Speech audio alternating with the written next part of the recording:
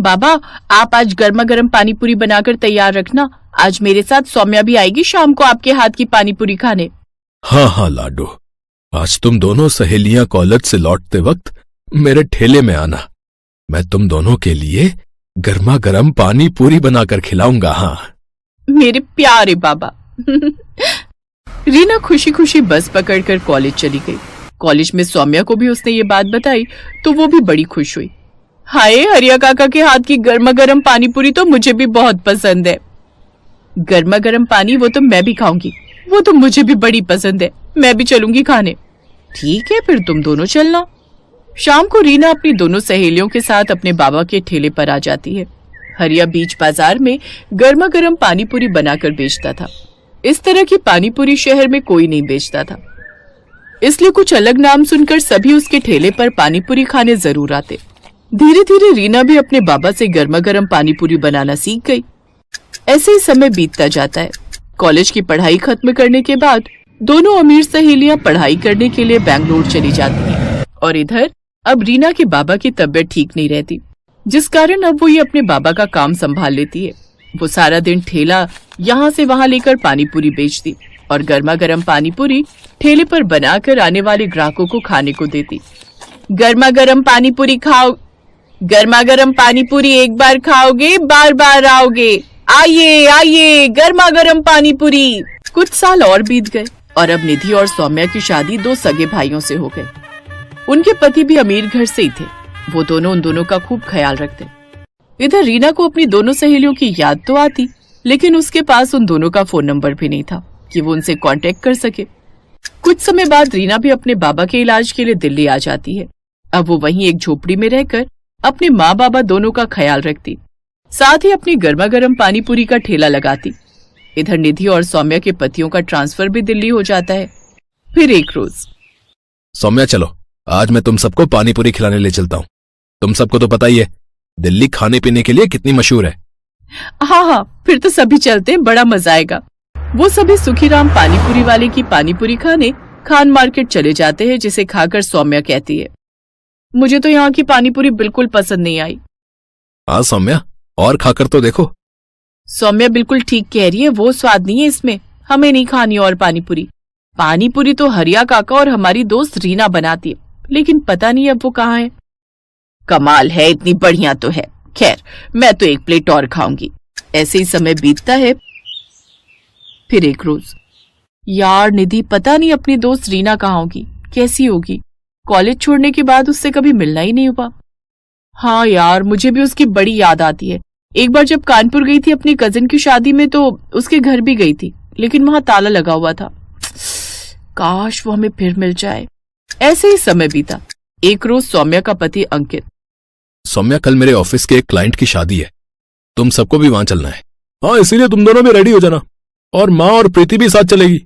उसने बार बार रिक्वेस्ट की है कि सबको पार्टी में साथ लाए। अच्छा ठीक है, हम सब तैयार रहेंगे। निधि तू वो पल्स मेकओवर वाले को अभी से बुक कर ले।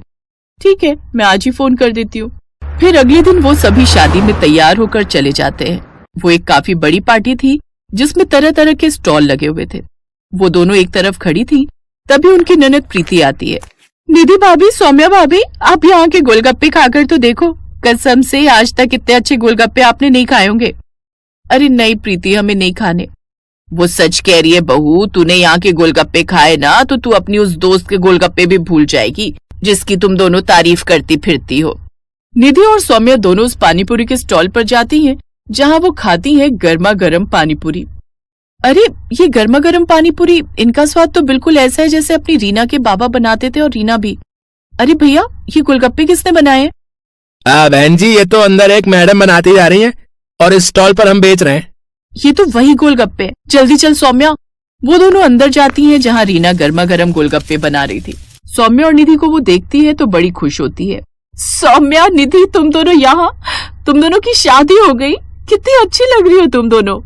ये सब छोड़ और आकर पहले हमारे कलेजे से लग जा यार। ये बता रीना, तू इस हालत में कैसे? इतनी पढ़ी लिखी होकर भी तू ये सब शादी में गोलगप्पे बनाकर बेच रही है। क्या बताओ दोस्त, इस गरीब की जिंदगी में ना जाने ऊपर वाले ने कितने दुख लिखे हैं। कॉलेज खत्म होने के बाद अचानक बाबा की तबीयत खराब रहने लगी, इसलिए घर खर्च चलाने के लिए मैं पानी पूरी बनाकर बेचने लगी। फिर बाबा के इलाज के लिए मैं उन्हें दिल्ली ले आई, लेकिन एक रोज अचानक उनकी मौत हो गई। खुद को संभालिए, अब वो कभी नहीं लौटेंगे। इन्हें कैंसर की बीमारी थी जो इनके लंग्स तक फैल चुकी थी। फिर खुद को संभाल कर रीना ने अपने पिता का दाह संस्कार किया, लेकिन पिता के जाने के बाद उसकी माँ भी सदमे में चली गई और उन्होंने भी बिस्तर पकड़ लिया। और फिर एक रोज, मेरी बच्ची, मेरे अलावा तेरा इस दुनिया में है ही कौन? अगर तेरे हाथ पीले हो जाते तो मैं बेफिक्र होकर मर सकती थी। नहीं माँ, मैं बड़े से बड़े अस्पताल में तेरा इलाज कराऊंगी। रीना ने दिन रात पैसे जमा किए थे। उसके पास जो भी थोड़ी बहुत जमा पूंजी थी वो सब माँ के इलाज में खत्म हो गई। साथ ही कुछ पैसा कर्ज पर उठाती है, लेकिन वो भी खत्म हो जाता है। और इन सब के बाद भी वो अपनी माँ को नहीं बचा पाई। तू भी मुझे छोड़कर चली गई माँ, अब मैं अनाथ हो गई। मैं किसके भरोसे रहूंगी? अब मैं थकी हारी काम से आऊंगी तो कौन मेरे सर पर प्यार से हाथ फेरेगा माँ? कौन? उस दिन के बाद मैं अकेली दिल्ली की सड़कों पर गर्मा गर्म पानी पूरी बनाकर बेचने लगी और अपना पेट पालने लगी और शादी ब्याह के ऑर्डर भी लेने लगी। तू मत रो रीना, अब तू अकेली नहीं है। तेरे पास तेरी ये 2 सहेलियां हैं, यानी कि बहनें। अब से हम तेरा खूब ख्याल रखेंगे। हाँ चलो, तुम्हें सबसे पहले अपने ससुराल वालों से मिलवाते हैं। वो दोनों रीना को अपने ससुराल वालों से मिलवाती हैं और सारी बात बताती हैं। अब वो सौम्या को अपने घर में ही रहने के लिए कमरा दे देते हैं। साथ ही उसके लिए एक बड़ी दुकान भी खुलवा देते हैं जिसमें वो गर्मा गर्म पानी पूरी बनाकर बेचती है। अब उसका काम और भी अच्छा चलने लगता है और कुछ ही दिनों में वो खुद का रेस्टोरेंट खोल लेती है। फिर कुछ समय बाद अंकित के एक दोस्त को रीना पसंद आ जाती है और वो उससे शादी कर लेता है और अब रीना भी खुशी खुशी अपनी जिंदगी जीती है।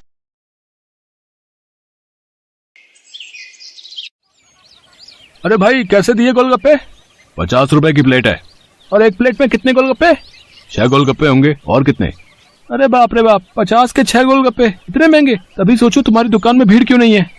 मुझे फालतू की भीड़ चाहिए भी नहीं। मेरे पास वही लोग गोलगप्पे खाने आते हैं जो इन्हें खाने के लायक हैं, और तुम लगता है यहाँ नए हो। दाम पूछने से पहले ऊपर लगा बोर्ड ही पढ़ लेते। दाम और नाम दोनों लिखे हैं। मेरा नाम मशहूर है और ये मेरे मशहूर गोलगप्पे हैं। एक एक गोलगप्पा इतना करारा है कि तोड़ो तो आवाज 1 किलोमीटर तक सुनाई दे। और पानी जैसा ग्राहक चाहे, पूरे 10 तरह की वैरायटी है मेरे पास पानी की। और ये देखो, ये है मेरे गोलगप्पों की असली जान, मेरा ये खास मसाला। हाँ हाँ, ये सब तो ठीक है, पर फिर भी 50 रुपए वाकई बहुत ज्यादा है। दाम तो यही है और यही रहेगा। अब तुम देख लो कि तुम मेरे गोलगप्पे खाने के लायक हो या नहीं।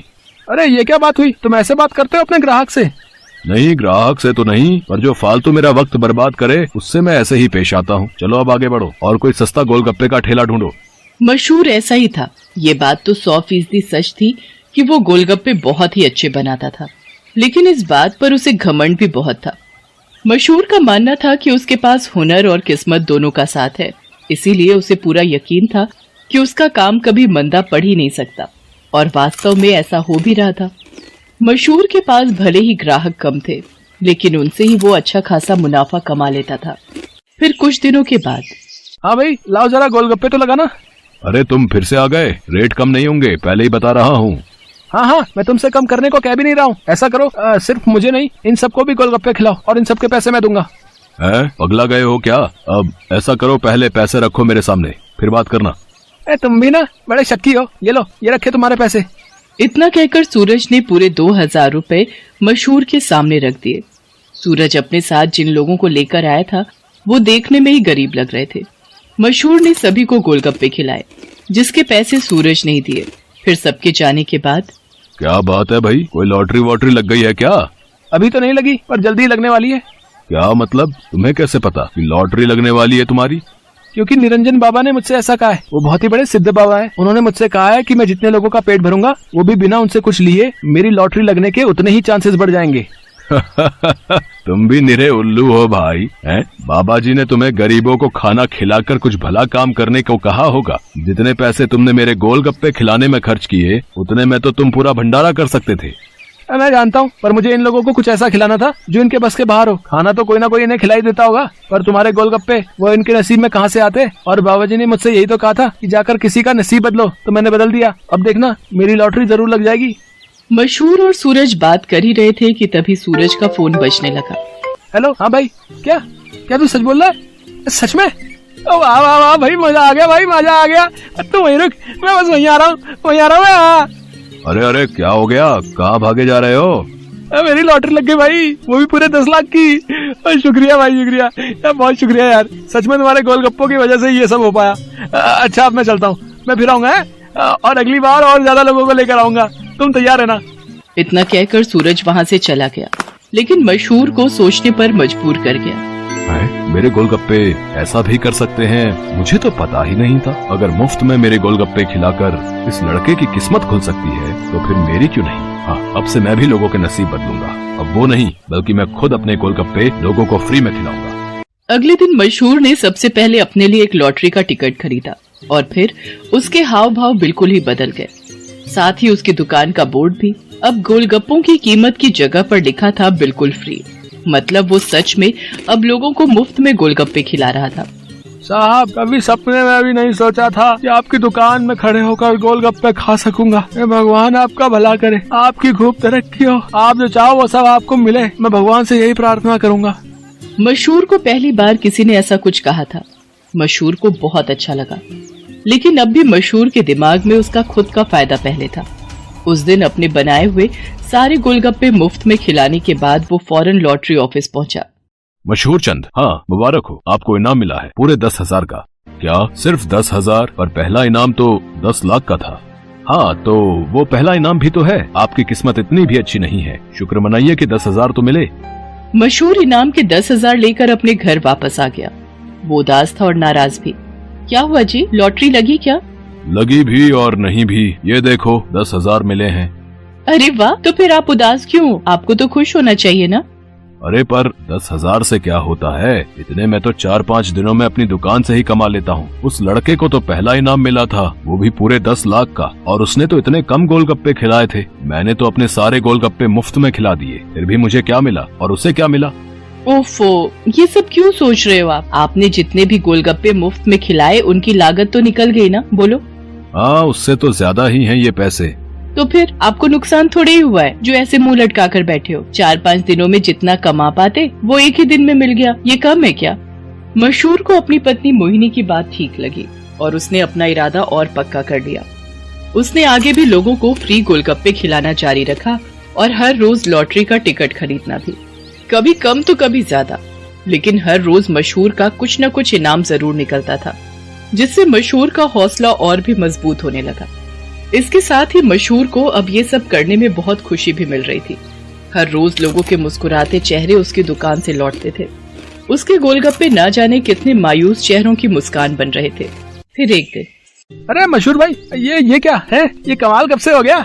बस तुम्हारे जाने के बाद से ही। लेकिन माफ करना भाई, अब तुम फ्री में गोलगप्पे नहीं खिला पाओगे किसी को, क्योंकि ये काम अब मैं करता हूँ और लॉटरी भी मेरी ही लगती है। हाँ, तुम्हारे जितना बड़ा इनाम तो नहीं लगा अब तक, पर मुझे उम्मीद है कि कभी न कभी वो कमाल भी हो ही जाएगा।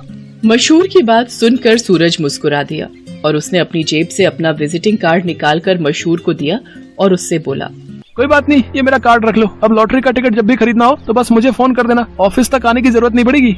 सूरज के विजिटिंग कार्ड पर उसी लॉटरी ऑफिस का पता लिखा था जहां से मशहूर हर रोज लॉटरी की टिकट खरीदता था। असल में वो ऑफिस सूरज का ही था और उसी की वजह से हर रोज मशहूर का कोई न कोई इनाम जरूर निकल रहा था। कार्ड देखते ही मशहूर सारी बात समझ गया। उसने सूरज के सामने हाथ जोड़ते हुए कहा, मैं ये बिल्कुल नहीं पूछूंगा कि तुमने ये सब क्यों किया, क्योंकि शायद मैं जानता हूँ। बहुत बहुत शुक्रिया भाई, मुझे ये एहसास कराने के लिए कि ज्यादा पैसे कमाने से जरूरी है दुआएं कमाना, लोगों को खुशियाँ बांटना, जो मेरे गोलगप्पे बहुत आसानी से कर सकते हैं। इसके बाद मशहूर ने कभी लॉटरी का टिकट नहीं खरीदा, बल्कि वो फिर से अपने गोलगप्पे बेचने लगा। लेकिन उसके गोलगप्पों का दाम पहले से बहुत कम था, जिसकी वजह से अब हर कोई उसके स्वादिष्ट गोलगप्पों का मजा ले पा रहा था। अब भले ही मशहूर के गोलगप्पे थोड़े सस्ते थे, लेकिन ग्राहक पहले से कहीं ज्यादा थे। मतलब मुनाफा भी पहले से ज्यादा ही था। इसके साथ ही मशहूर ने फ्री गोलगप्पे खिलाना भी नहीं छोड़ा। आखिर के 10-20 गोलगप्पे वो जरूर गरीबों को मुफ्त में खिलाता था, क्योंकि अब उसे गोलगप्पों के साथ